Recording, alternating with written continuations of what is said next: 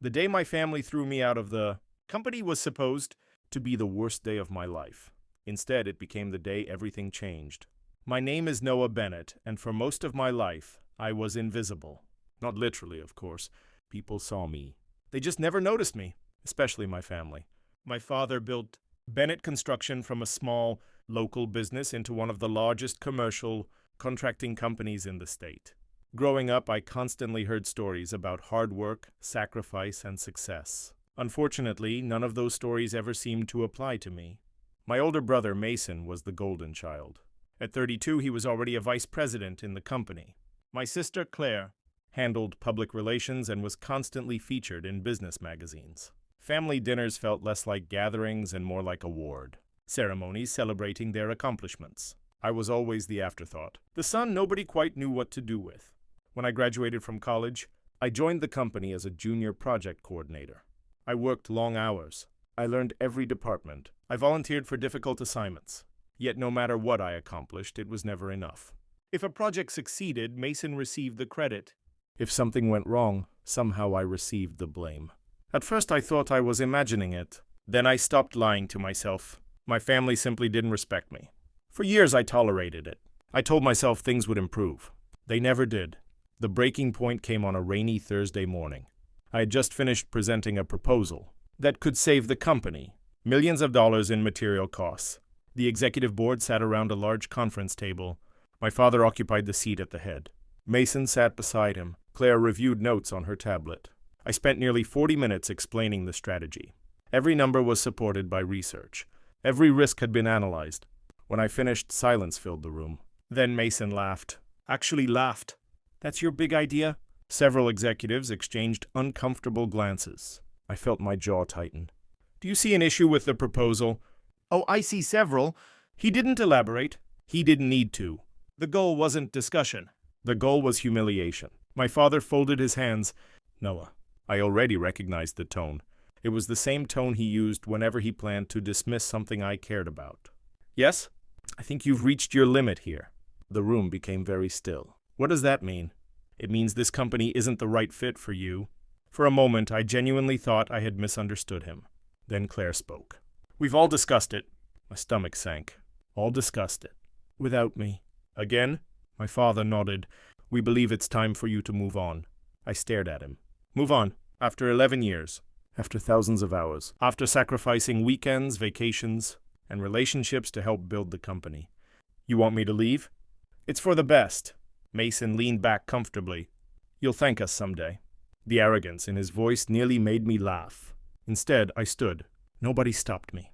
Nobody looked guilty. That hurt more than anything. As I walked toward the door, my father delivered one final blow. "You were never meant to lead this company, Noah." I paused. The words echoed in my head. Then I left. Outside, rain hammered the parking lot. I sat in my truck for nearly 20 minutes. Not because I was angry. Because I was disappointed. Deeply disappointed. Not in myself. In them. They had spent years underestimating me. Years assuming they understood exactly who I was. The truth was they knew almost nothing. 3 months earlier, while everyone focused on company politics, I had quietly invested in a small technology startup founded by 2 engineering graduates. Everyone thought I was crazy. The company had no revenue, no major clients, no publicity. Just a promising product and a talented team. I believed in them, so I invested nearly everything I had. Every savings account, every bonus, every dollar I could afford to risk. Most people called it reckless. They were wrong. 6 weeks before that meeting, a major international corporation approached the startup with a buyout offer. An enormous buyout offer. The founders rejected it. The corporation returned with an even larger proposal. This time they accepted. The deal closed 2 days before my family fired me. My share of the company was worth more money than anyone in the Bennett family had ever earned, combined. Nobody knew, not my father, not Mason, not Claire, not a single person. I kept it that way. As rain slid down my windshield, my phone rang. The caller ID displayed a familiar name. "Daniel Mercer." "My attorney," I answered. "Hello?" "Congratulations," he said. "The transfer is complete." I smiled for the first time all day. "Everything finalized?" "Every penny." "And the acquisition?" "Public announcement tomorrow morning." I looked back toward Bennett Construction's headquarters. The building my family thought represented power. The building they believed made them important. Tomorrow would be interesting, very interesting, because tomorrow morning, the entire business community would learn something my family had completely missed. The son they dismissed as a failure had quietly become one of the youngest billionaires in the country. The next morning, I woke up to 17 missed calls. 9 were from Mason, 5 were from Claire, 3 were from my father. I ignored every one of them. Instead, I poured a cup of coffee and stepped onto the balcony of my apartment. My phone buzzed again. This time it was Daniel. I answered. Looks like the news is spreading. I opened my laptop. Every major business website carried the same headline. Tech startup acquired in record-breaking deal early investor. Noah Bennett emerges as major winner. I smiled. The details were finally public. The acquisition had been valued at over $4 billion. My ownership stake had transformed into a personal fortune that exceeded anything my family had ever imagined. The secret was no longer a secret. And judging from the non-stop calls, my family had finally learned the truth. 2 hours later, another call came. This time I answered. It was my father. His voice sounded completely different. Gone was the confidence.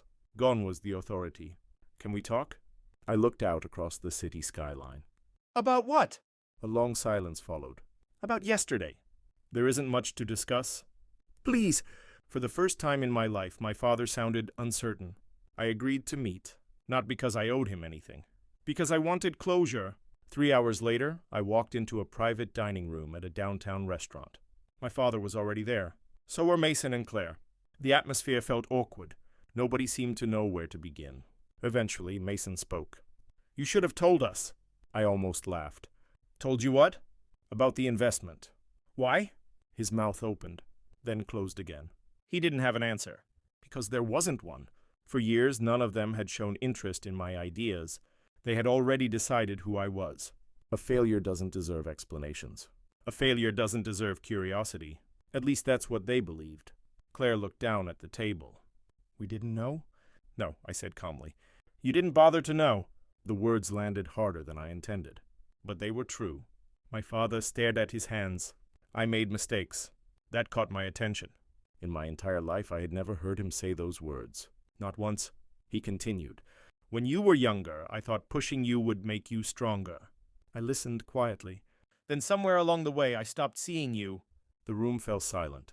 I saw Mason's achievements. He looked toward my brother. I saw Claire's accomplishments. Then he looked at me. But I stopped paying attention to yours. For a moment, nobody spoke. The honesty was unexpected and uncomfortable, because part of me had waited years to hear those words. Unfortunately, they arrived too late. You fired me. My father nodded slowly. I know. In front of an entire executive board. I know. You told me I was never meant to lead. Pain flashed across his face. I know. The silence stretched. Then Claire spoke softly. We were jealous. I looked at her. She laughed bitterly. I know how ridiculous that sounds now. A little. She nodded. We thought you didn't care about success. Mason leaned back in his chair. Honestly, we thought you lacked ambition. I couldn't help smiling. Meanwhile, I was building something. Exactly, Claire said. We were so busy comparing ourselves to each other that we completely ignored what you were doing. For the first time, the conversation felt genuine. No arrogance. No competition. Just honesty. Mason sighed. I owe you an apology. I raised an eyebrow. That was another sentence I never expected to hear. You worked harder than any of us. He shook his head. And I treated you like you didn't belong. I studied him carefully. He appeared sincere. Still, years of resentment don't disappear in a single afternoon. I appreciate the apology. But apologies don't erase history. Nobody argued, because they knew I was right. An hour later, the meeting ended. We walked outside together. The city bustled around us. Cars passed. People hurried along sidewalks. Life continued. My father stopped before reaching his car. Noah. I turned. What now?